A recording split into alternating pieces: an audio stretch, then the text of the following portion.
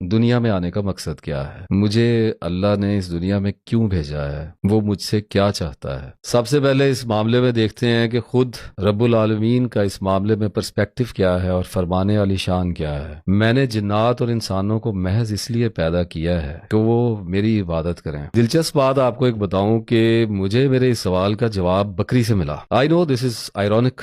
سردیوں کے دن تھے، ایک میں دوست کے پاس بیٹھا ہوا تھا کسی گاؤں میں، تو سامنے ایک بکری بندھی ہوئی تھی۔ میں نے سوچا کہ ناصر افتخار، تو اپنے مقصد حیات کو ڈھونڈتا پھر رہا ہے، یہ تیرے سامنے بکری کھڑی ہے، اس کی زندگی کا کیا مقصد ہے؟ خالق کائنات نے اس کو کیوں پیدا کیا ہے؟ دنیا میں آئی ہے، بچے پیدا کرے گی، کچھ دودھ دے گی، ادھر ادھر کچھ گھومے پھرے گی، ہو سکتا ہے مالک بیچ دے یا ذبح کر کے ہانڈی میں ڈال کے پکا ڈالے۔ کیا زندگی ہے بکری کی؟ ایسی زندگی کا کیا مقصد ہو سکتا ہے؟ تو وہ ایک سپرفیشل آنسر تو آتا ہے نا کہ انسان کی خدمت کے لیے پیدا کیا ہے۔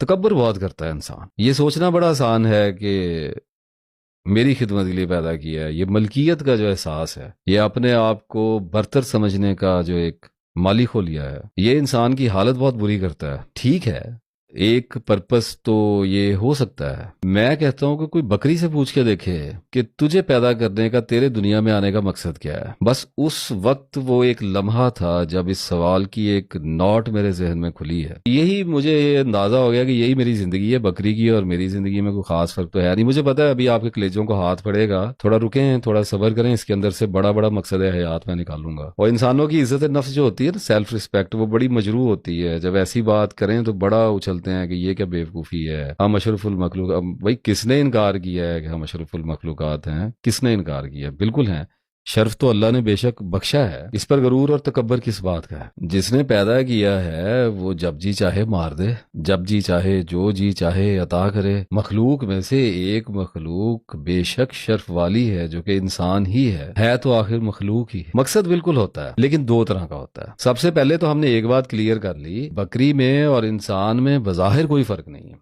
حیوانی جسم ہے، وہی ایک طرح کی چیزیں۔ عقل کو نکال کے، ابھی عقل کو ایک طرف رکھتے ہیں، پھر بعد میں سب سے پہلے تو ہم مخلوق کے کرائیٹیریا پہ پورے اتر آئے کہ جیسے تمام جانداروں کو پیدا کیا، اسی طرح سے حیوان ناطق انسان کو پیدا کر دیا۔ تو یہاں تک تو ہم مخلوق کے کیٹیگری میں آگے، اب بات سمجھنے میں ہمیں آسانی ہو جائے گی۔ مقصد تو بالکل ہوتا ہے لیکن دو طرح کا ہوتا ہے، ایک مخلوق کے پیدا ہونے کا مقصد ہے، اور ایک اللہ تعالیٰ کا اس مخلوق کو پیدا کرنے کا اور بھی مقصد ہوتا ہے، وہ یہ کہ اس سے کام کیا لے گا۔ اب انسان کے پیدا ہونے کا اولین مقصد جو ہے وہ بندگی ہے، محض عبادت ہے۔ میں نے سٹیٹمنٹ پڑھ دی ہے آپ کے پاس، وہ آپ نے دیکھ ہی لی ہے۔ اب جب ہم یہ کہتے ہیں نا کہ، یا میں یہ بات کرتا ہوں کہ زندگی کے اللہ تعالیٰ کا انسان کو پیدا کرنے کا اولین مقصد جو ہے وہ عبادت ہے، یہاں سے کمپلیکیشنز کے جنگل شروع ہو جاتے ہیں۔ کوئی کہتا ہے نماز روزہ مقصد ہے، کوئی کہتا ہے تسبیح مقصد ہے، کوئی کہتا ہے روحانیت مقصد ہے، کوئی کہتا ہے مذہب مقصد ہے، کوئی کہے گا کہ فلائی کام کریں، اللہ کی مخلوق سے محبت کریں، کوئی کہتا ہے میں لوگوں کو، بچوں کو پڑھاتا ہوں، یہ زندگی کا مقصد ہے، کوئی کہتا ہے انسانوں کو ہم آزادی دینے کی کوشش کر رہے ہیں، یہ مقصد ہے، اور کوئی کہتا ہے کہ پھر مقصد ہے حیات ڈھونڈو۔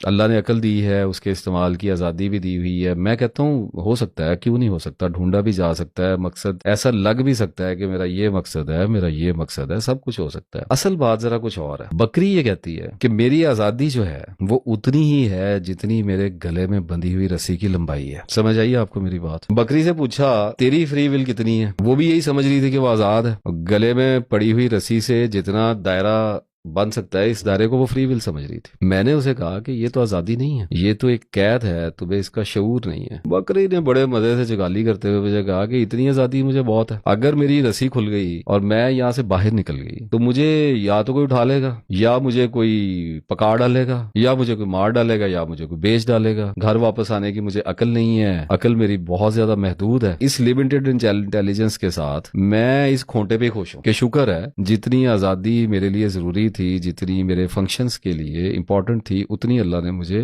دے رکھی ہے۔ یہیں روٹی پانی دے دیتا ہے، بچے بھی دے دیتا ہے۔ اتنے شرف والی جو مخلوق ہے جو میرے ساتھ سوال جواب اس وقت کر رہی ہے، یہ مجھے پالنے پہ بھی لگائی ہوئی ہے، اس نے مجھے چارہ بھی دیتی ہے، سردی گرمی سے بھی بچاتی ہے، میری حفاظت بھی کرتی ہے، مجھے اور کیا چاہیے۔ اب میں حیران ہو گیا کہ بکری نے مجھے ایک اور بات بھی بتائی۔ وہ بات یہ ہے کہ بکری کہنے لگی کہ سن بھائی، بے شک تیری عقل جو ہے وہ میری عقل کے مقابلے میں لامحدود ہے، لیکن مجھے اور تجھے بنانے والے کے سامنے تیری اور میری دونوں کی عقل محدود ہے۔ میں نے پھر تھوڑا عقل مندی کی کوشش کی، پھر تھوڑا سوچا, پھر ایک دلیل ذہن میں آئی اور میں نے کہا کہ بات ٹھیک ہے, اللہ کے سامنے تو جانور ہے, انسان ہے, سبھی کی عقل محدود ہے, بڑی لمیٹڈ انٹلیکٹ ہے, کچھ انٹیلیجنس رکھی ہوئی ہے, لیکن میں آزاد ہوں, میں اپنی مرضی سے سوچ سکتا ہوں, عمل کر سکتا ہوں. بکری نے مجھے کہا کہ تجھے ایسے لگتا ہے کہ تو آزاد ہے, بالکل ایسے ہی لگتا ہے جیسے مجھے لگتا ہے کہ میں رسی سے بندھی ہوئی ہونے کے باوجود اس دائرے میں گھومنے پھرنے کے لیے آزاد ہوں. جو میری محدود عقل مجھے آزادی لگتی ہے, اسی طرح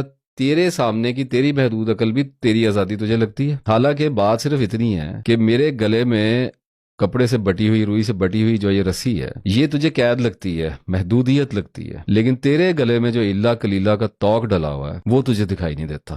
اور جو تیری محدود عقل ہے نا, لمیٹڈ جو تیری انٹلیکٹ ہے, وہی تیری رسی ہے, اور جتنی تیری عقل ہے اتنی ہی تیری رسی کی لمبائی ہے, اور یہی تیری آزادی ہے. اس سے آگے تو کچھ بھی نہیں ہے, تو بھی کچھ نہیں ہے, میں بھی کچھ نہیں ہوں, تو بھی مخلوق ہے, میں بھی مخلوق ہوں. میں بھی رب کی تسبیح کرنے آئی ہوں, عبادت کرنے آئی ہوں, سجدہ کرنے آئی ہوں, تو بھی اپنے رب کی تسبیح کرنے, عبادت کرنے, سجدہ کرنے آیا. تو مائی ڈیئر ویورز, مجھے تو اندازہ ہو گیا کہ میں آزاد نہیں ہوں, میری عقل محدود ہے, اور اس کے بروئے کار آنے کے زاویے اور امکانات بھی محدود ہیں. میں انہی کے اندر چلتا رہتا ہوں. تو میں اپنے رب کی مجھے جیسے تیسے جتنی بھی ممکن ہو عبادت کرنے کی کوشش کرنی ہے. وہ جو بھی میرا نظریہ ہو, نماز ہے وہ تو پڑھنی ہے, اور قرآن بھی سمجھنا ہے, رسول صلی اللہ علیہ وسلم کی اطاعت میں چلنے کی ناکام کوشش اپنی جیسی جتنی بھی بن پڑے وہ کرتے رہنا ہے. اب باقی وقت جو میرے پاس بچتا ہے اس میں عبادت کا جو بھی مفہوم میری سمجھ میں آتا ہے وہی مجھے کرنی ہے. مخلوق خدا کی خدمت ہو جائے گی, اپنے اندر بار کی برائی سے بچنے کی کوشش ہو جائے گی, اور جو کچھ بھی مجھے لگتا ہے وہی میری عبادت ہو جائے گی. تو اب ہوا کیا, مجھے ایسے لگا کہ میری سرچ اوور ہو گئی. اب میں کچھ ڈھونڈ نہیں رہا تھا, پتہ چل گیا کہ بکری بھی تو اللہ کو کہہ سکتی ہے نا کہ مجھے کیوں پیدا کیا ہے. اللہ تو انصاف والا ہے, اللہ تعالیٰ سے تو اللہ کی مخلوق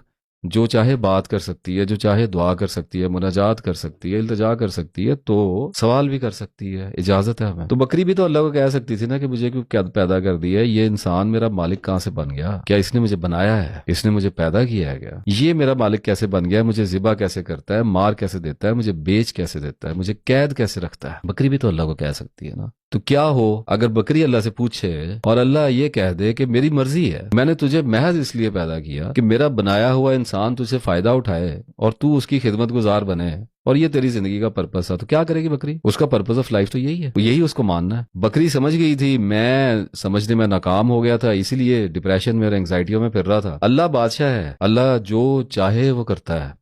بے شک وہ جو چاہے وہ دلیل کے ساتھ کرتا ہے, حق کے ساتھ کرتا ہے, لیکن وہ جو جی چاہتا ہے وہ کرتا ہے. اس کا کن فیکون جو ہے وہ ٹائم اینڈ سپیس کا محتاج نہیں ہوتا. ابھی دوسرے جنگ عظیم میں اس نے 8 کروڑ 7-8 کروڑ بندے مار دیے ہیں. بندوں کو پیدا کرتا ہے اور مارتا ہے. ایک لمحے میں اللہ تعالیٰ جو چاہے انسان کو دے دیتا ہے اور جو چاہے انسان سے لے بھی لیتا ہے. سورہ حدید کی 22ویں اور 23ویں آیت پڑھتا ہوں آپ پہ میں. جو کوئی مصیبت زمین پر یا خود تم پر پڑتی ہے وہ اس سے پیشتر کہ ہم اسے پیدا کریں کتاب میں لکھ رکھی ہے. بے شک یہ اللہ کے نزدیک آسان بات ہے. یہ بات تمہیں اس لیے بتائی جا رہی ہے کہ جو چیز تمہارے ہاتھ سے جاتی رہے اس پر غم نہ کھانا, اور جو تمہیں اس نے دیا ہے اس پر اترانا مت, غرور نہ کرنا, تکبر نہ کرنا, اور اللہ کسی اترانے والے شیخی خور کو پسند نہیں کرتا. اب جب یہ بات جو میں نے ابھی آپ کے اوپر آیت پڑی ہے یہ سمجھ آ جائے انسان کو, تو بندہ پرسکون ہو جاتا ہے, اس کی سرچ اوور ہو جاتی ہے, مقصد حیات کو سمجھنے کی سرچ اوور ہو جاتی ہے, اور بندے کو پتہ چل جاتا ہے کہ لو کی life گزارو,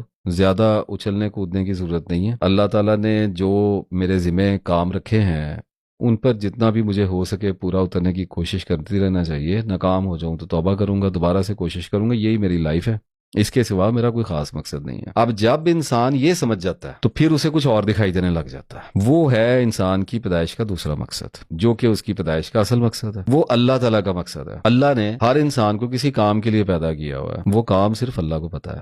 I'm giving you my words. صرف اور صرف اللہ جانتا ہے کہ اس نے انسان سے کیا کام لینا ہے. جب انسان اپنے مقصد حیات کو پہنچتا ہے نا, جو ابھی میں نے آپ سے پیچھے بیان کیا ہے کہ انسان کی پیدائش کا مقصد جو ہے وہ محض یہ ہے کہ وہ اللہ کی عبادت کرے. جب اپنے ایکچوئل جو اس کا پرائمری جو اس کا پرپز آف لائف ہے جب اس پہ پہنچ جاتا ہے تو اپنا نیچرل سائیکل جو ہے وہ ڈسکور کر جاتا ہے، جیسے جانوروں نے کیا ہوگا، نیوٹرل ہو جاتا ہے، اس کی سرچ میں، اس کی انگزائٹیوں میں، ڈپریشنز میں ایک قرار ٹھہرتا ہے، اور اسے پتہ چل جاتا ہے کہ اب مجھے یہی نماز روزہ اور اپنے آپ کو ٹھیک کرنے کی کچھ کوشش کرنی پڑے گی، باقی اللہ مالک ہے، اور تو مجھے زندگی میں کچھ سمجھ نہیں آ رہا۔ اب ہوا کیا، ایک جگہ ٹک گیا بندہ، رک گیا ایک جگہ پہ اور کام شروع کر دیا۔ اس کو کہتے ہیں کہ اللہ تعالیٰ نے بندے کو یکسوئی عطا کر دی، عقل ایک مقام پہ مرکوز ہو گئی ہے، توجہ نہیں، مراقبہ نہیں، پوری کی پوری عقل جو ہے وہ ایک مقام پہ مرکوز ہو گئی ہے، اب اس پہ کام شروع کر دیا ہے، اب لائف کا پرسپیکٹو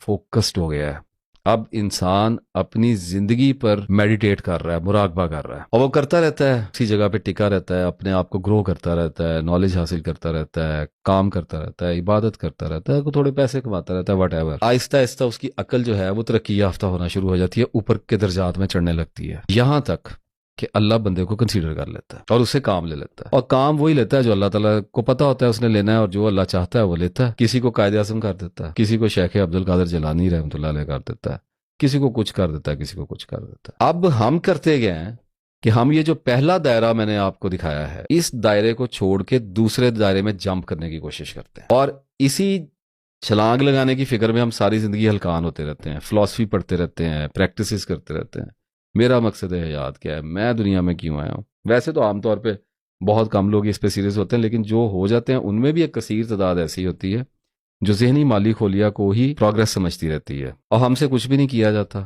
اور ہوتا تب ہے جب اللہ تعالیٰ چاہتا ہے، اور اللہ جب تک چاہے تب تک اپنے آپ پر بس کام کرتے رہنا ہوتا ہے۔ یکسوئی اگر قدرتی یکسوئی آ گئی ہے تو اللہ تعالیٰ کی عظیم ترین نعمت ہوتی ہے، یہ پریکٹسوں والی یکسوئیوں کی بات نہیں کر رہا، اور یہ جو یکسوئی ہوتی ہے نا تب عطا ہوتی ہے، اس کے امکانات تب پیدا ہوتے ہیں عطا کیے جانے کے جب انسان کی کوشش جو ہے وہ لا حاصلیت کی انتہاؤں پہ جا کے فنا ہو جاتی ہے، جب کوشش لا حاصل سے ملتی ہے، جب وہ ناکامی کا منہ دیکھتی ہے اور ایک جگہ سے اوپر بڑھ نہیں پاتی اور وہاں پر ہی تھکتی رہتی ہے، تو نڈھال ہو کے پرسکون ہو جایا کرتی ہے۔ یہ جو پرسکون ہونا ہے اس کو سرنڈر کہا جاتا ہے، اور یہ وہ کانسیپٹ ہے جس کے مغالطوں میں روحانیت کے عظیم ترین لشکر ہزارہ سال سے سرگرداں ہیں۔ یہ اطاعت ہوتی ہے، یہ عاجزی ہوتی ہے، عاجز ہو جانا ہوتا ہے، مطیع ہو جانا ہوتا ہے، اپنی کوشش کا رزلٹ دیکھنے کے بعد سر ڈال دینا ہوتا ہے، اور یہ اتنی سادہ سی تو بات ہوتی ہے، لیکن دیکھ لیں سمجھ آنی پھر بھی کتنی مشکل ہو جاتی ہے۔